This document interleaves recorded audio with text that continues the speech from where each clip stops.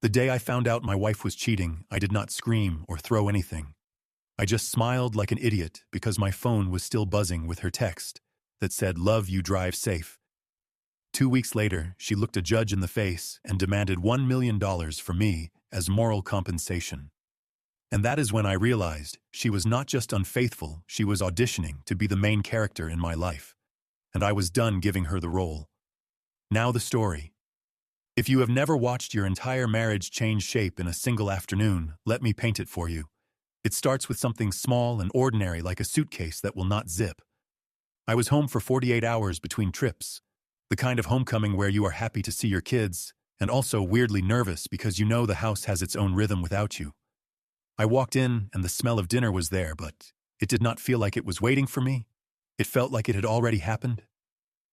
My son ran into my legs like a puppy, and my daughter tried to act too cool for a hug, but still leaned in. My wife Lena stood by the kitchen island with that smile she used when she wanted to look supportive in front of the kids. She said, "Hey, you made it," like I was a delivery that arrived on time. I kissed her cheek and she turned her head a fraction, like she was dodging a splash of water. I told myself I was tired and imagining things. Because when you work a job that pays well, you learn to distrust your own emotions. Emotions are like flight delays. They show up at the worst times. Dinner was fine. Normal enough to fool a neighbor. The kids talked about school. I laughed in the right places. Lena asked about my trip, and I gave the short version because I have learned that long versions make people glaze over. I said the meetings went well. She said good. And that was it. The rest of the evening was the usual routine. Baths, homework, story time. And then the quiet part where adults sit on the couch and pretend they are relaxing when really they are just avoiding each other with the television on. Lena held her phone like it was an oxygen mask. The screen would light up and she would tilt it away, and I would notice and then hate myself for noticing, because I did not want to be that guy. The suspicious guy. The guy who checks a phone like it is a crime scene. 14 years together. 2 kids, a mortgage, vacations, birthdays, inside jokes, the kind of history that makes you feel silly for doubting. But something had been off for months, and the funny part is, it was not the distance. I travel, yes, but distance can be managed. We had done it for years. I called every night. I sent pictures from airports. I brought souvenirs that the kids forgot about in 2 days. Lena used to meet me at the door with a grin like I was a surprise party. Lately, she met me with a checklist. Did you pay the credit card? Did you talk to the plumber? Did you schedule the dentist, like love had turned into customer service? That night, I went upstairs to unpack.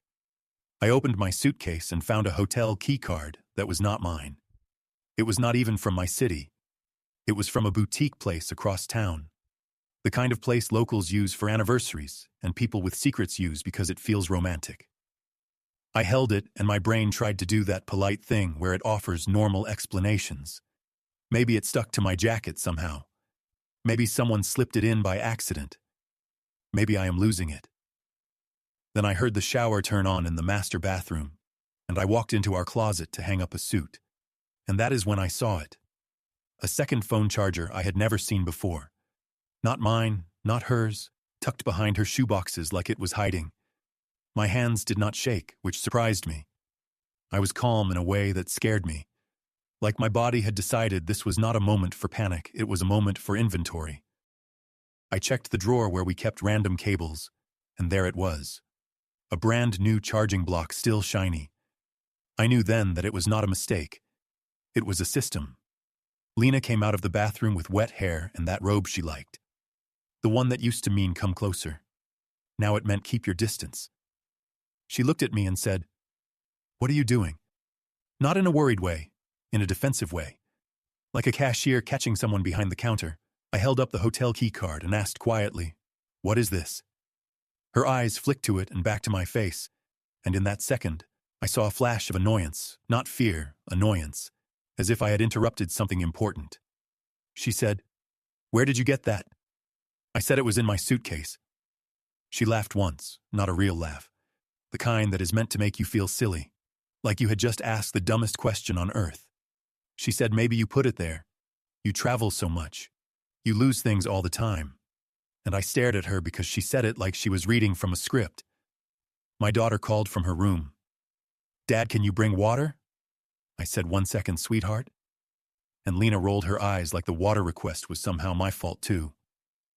I walked to the kitchen, got the water, my mind spinning but my face steady.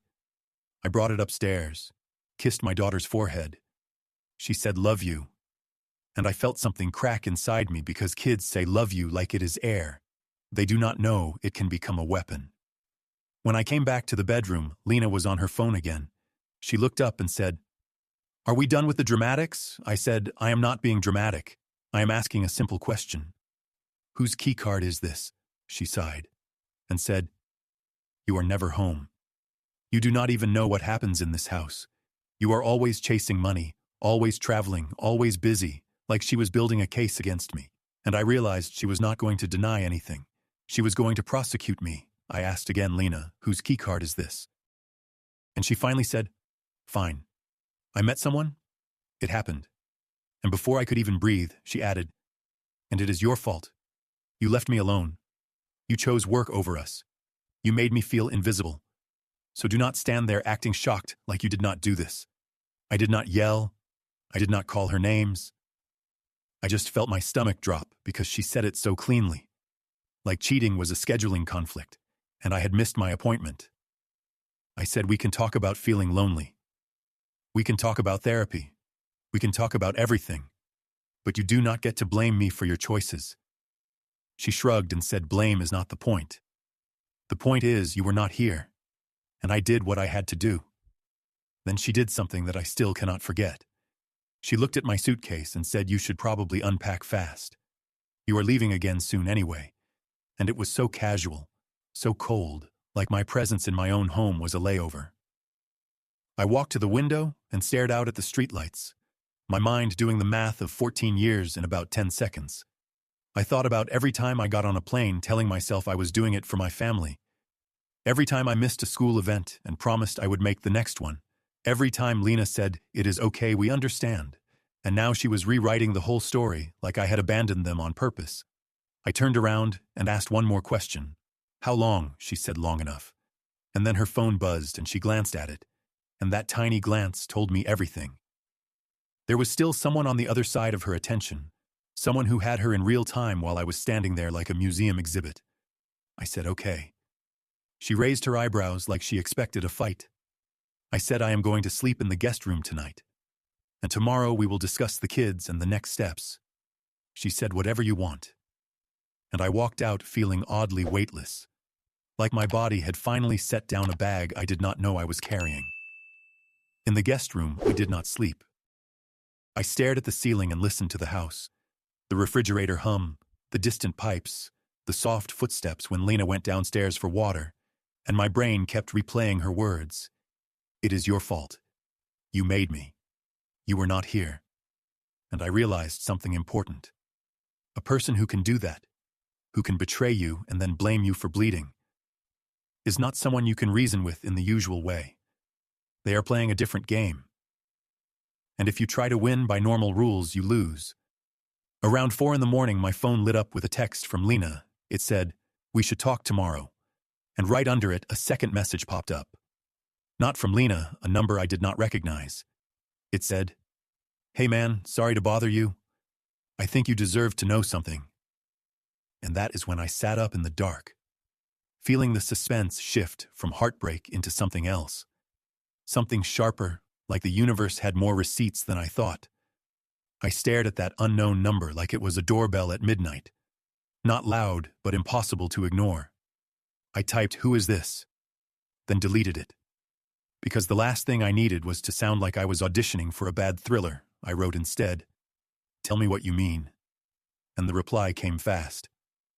"I am the guy she told you not to worry about." And before my pride could even stand up and stretch, another message followed. "I did not know she was married at first. She said you were separated." Then I saw family photos on her social media, and I realized I was not the only person being sold a story. My throat went dry.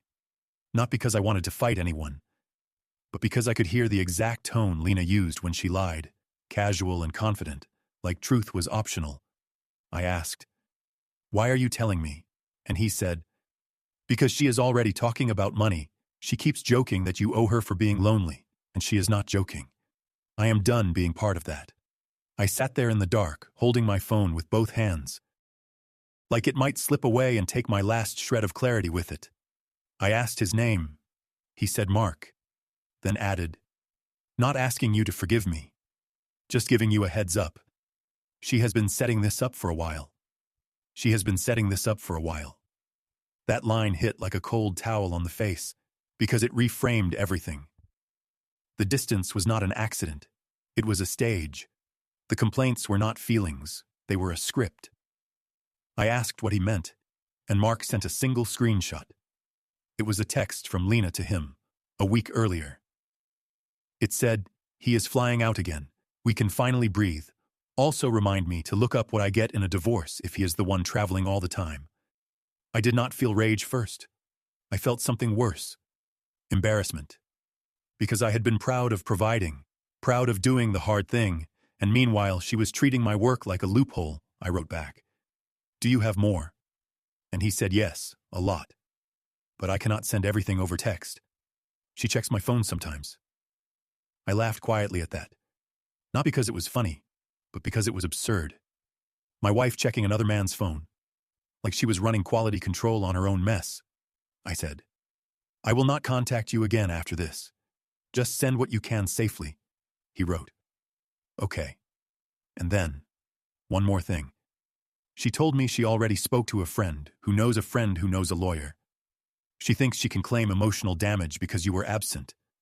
She thinks she can claim emotional damage. I read that twice because it sounded like something people say in movies right before they get humbled. The next morning, I did not confront Lena again. I made breakfast for the kids. I packed lunches. I did the normal dad stuff like my world was not on fire. Lena walked in wearing a smile that looked practiced. She said, we should talk later. And I said, sure. In the same tone I used in meetings when someone suggested a terrible idea and I wanted them to keep talking so I could understand the full extent of it. She watched me for a second, probably waiting for tears, begging, anger, anything that would confirm she still controlled the temperature in the room. When I gave her none, she got sharper. She said, do not punish the kids because you are upset. And I almost admired the speed of her blame machine. It could turn anything into my fault in under 10 seconds, I said. The kids are not being punished. They are being fed. After school drop-off, I sat in my car and did something I had not done in years. I called my old friend Andre. He is a family lawyer, the kind who talks softly but never misses a detail.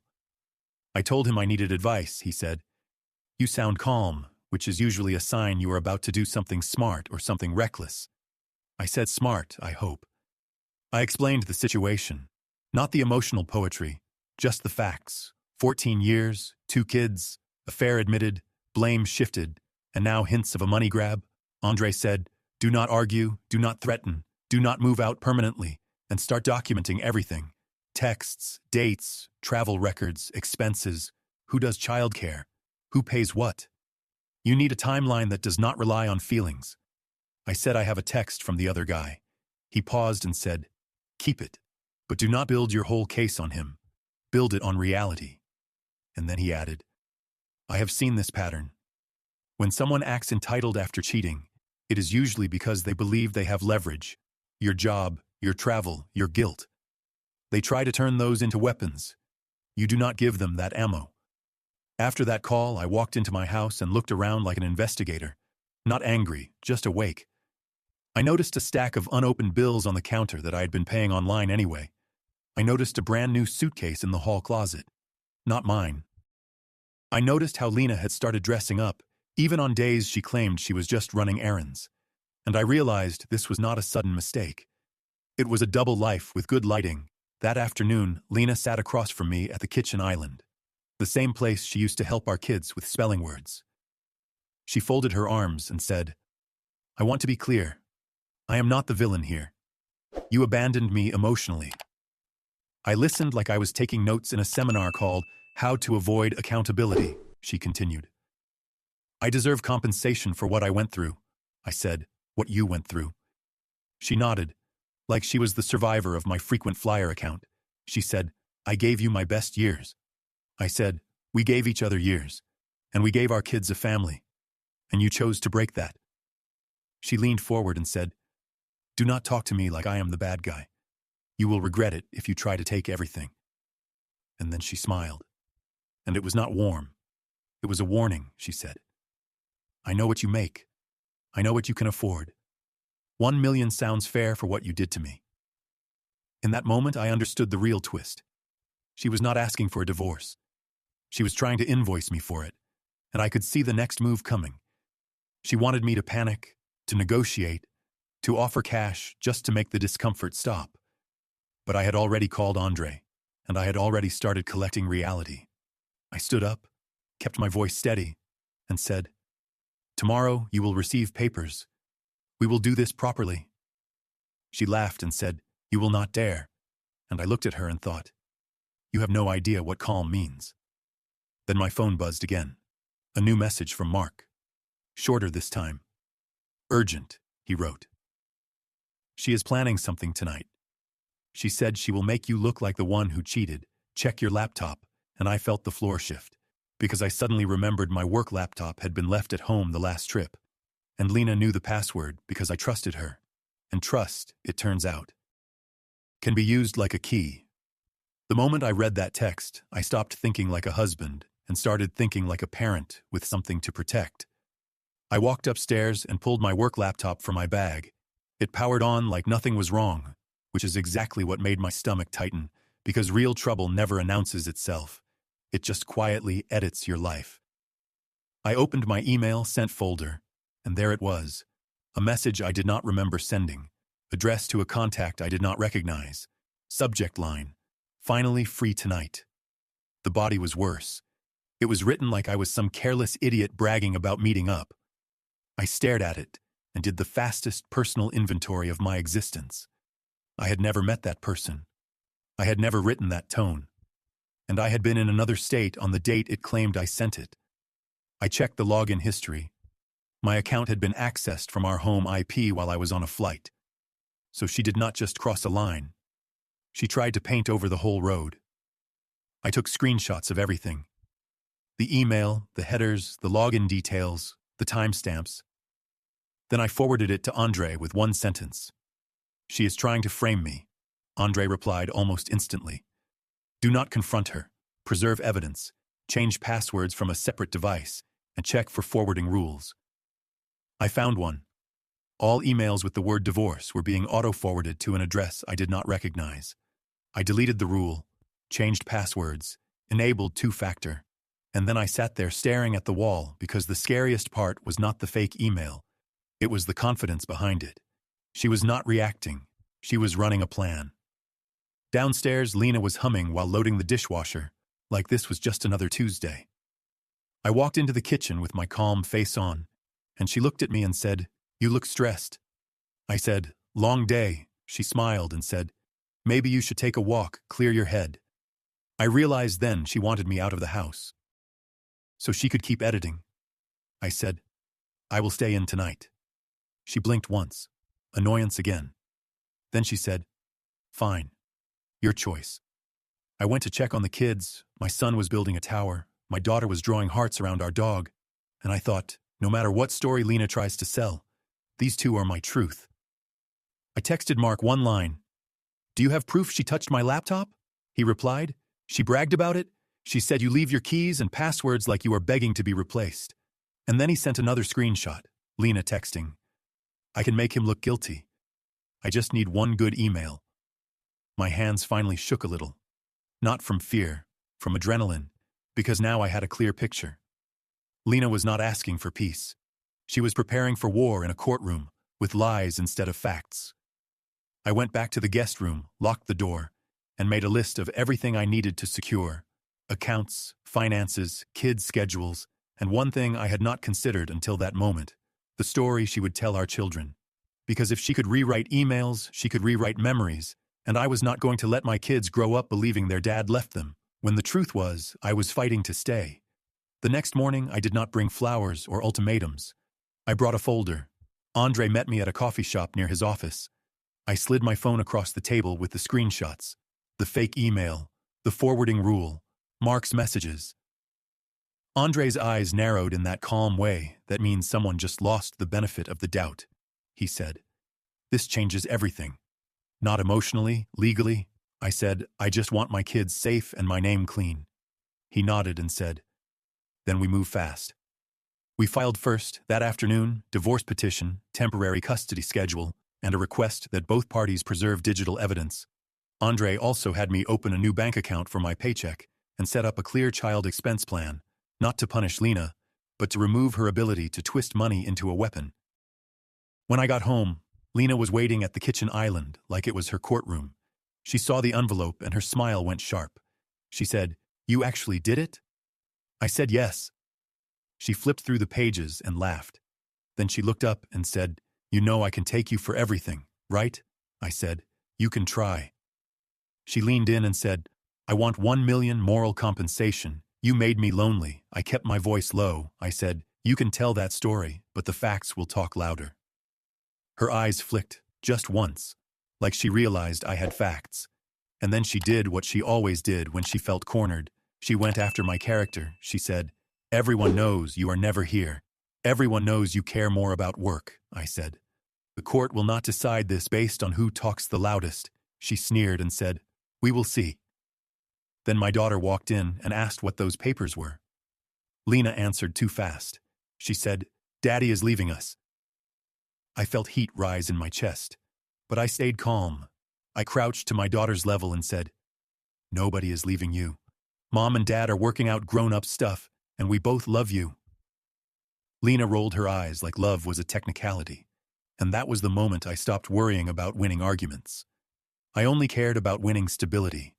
For my kids, for my future, for the version of me who refused to be rewritten. That night I slept with my phone on silent and my mind on loud.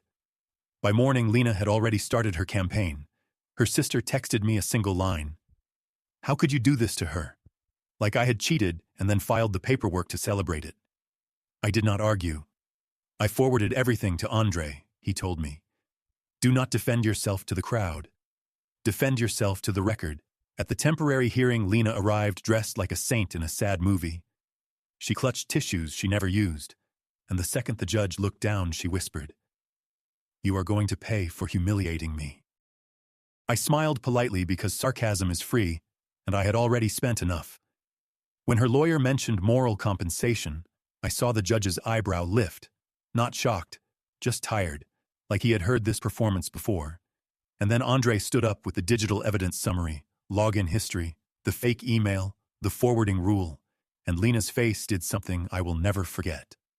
The confidence slipped, just for a second, and I knew the story she sold herself was about to meet reality in public.